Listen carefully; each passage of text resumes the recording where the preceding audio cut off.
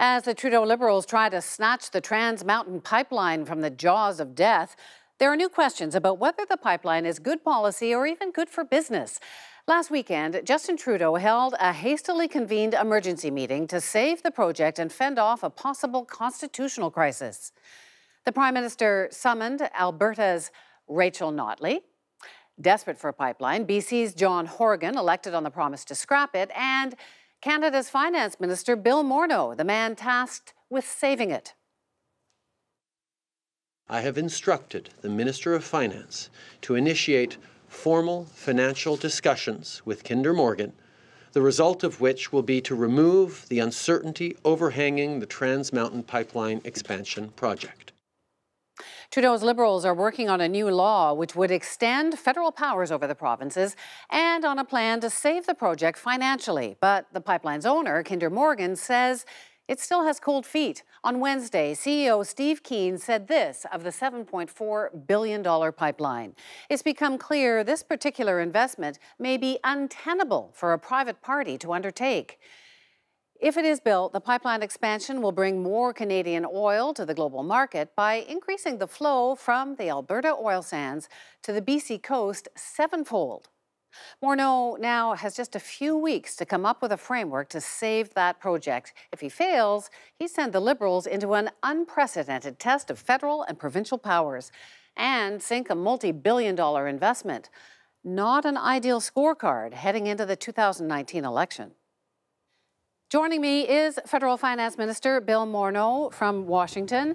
When this pipeline was first envisioned, oil was selling at about $90 a barrel. Now it's at about half that. Now there's a lot more competition in the pipeline field. A pipeline going to, for example, Louisiana's offshore port, where there's easier access to foreign markets, there's cheaper access to cheaper oil, bigger tankers are available. Does this, aside from the protests and the court challenges and everything here at home, does it still make good business sense? Wendy, we do know that this project makes sense given the challenge that we face in getting our resources to markets. We recognize, though, that what Kinder Morgan is telling us, what they're saying is that with the potential delays, they've got a challenge in the economics from their perspective. Our view is that this pipeline needs to be built for the best interests of Canadians, and the federal government brings more certainty to the project. We're going to find a way to deal with the uncertainties that the proponent faces, because we know that in the case of Trans Mountain, it's going to be positive economically, broadly, and specifically around jobs. CBC has been reporting that the government is exploring other possible interested parties in building this pipeline. Can you tell us more about that? Wendy, I don't know the source of that information. Certainly, from my perspective, it is quite important that when we're entering into these discussions that we consider the fact that there's some sensitive financial information here that we need to be careful with.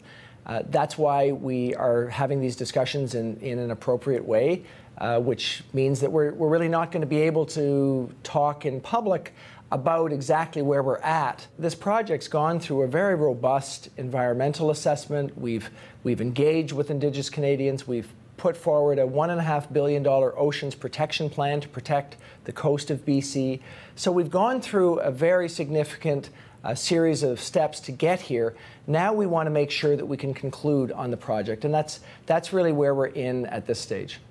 Well, as you say, Kinder Morgan has passed all the regulatory hurdles that were put in front of it. The Prime Minister gave the pipeline his blessing.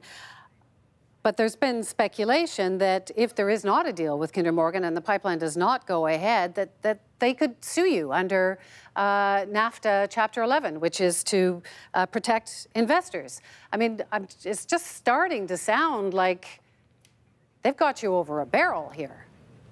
In our view, this is a situation where we've been clear we want to get forward on this project. The proponents told us that there's some risks that they find difficult for them to deal with. So we think that it's appropriate for us to have a discussion. But again, from our perspective, what we're really saying is that failure is not an option here. And we know, again, that the project, the economics make sense not only for our economy because of the the challenge that we do have in getting resources to market, but in the jobs that will be created and the jobs that exist currently in this project. So we need to move forward, Wendy, and we're seeking to ensure that we have a fiscally responsible approach to do that. But again, it will be the first best solution that we get to, and we will be moving forward. Obviously, a lot of politics involved here, not just federal politics, provincial politics. Can the Liberals win the next election without a pipeline? You know, Wendy, our view is that what our goal has to be in terms of our role as the government is making sure we're doing the best for Canadians. We're in a positive economic situation right now. We've had very strong growth over the last year and a half. We have among the lowest rates of unemployment we've seen in 40 years. This project is one that provides more economic advantage and jobs that will be there. It also shows to not only investors in Canada, but investors around the world that you can get big things done in Canada, that we're a place where we have the rule of law. We're a place where when we have federal jurisdiction and when we've gone through a robust process and when the federal government approves it, that we can move forward with a project. Minister, I really appreciate being able to talk to you. Thank you so much for your time today. Well, thank you for having me on. Kinder Morgan has given the Finance Minister until May 31st to come up with financial guarantees to save that pipeline.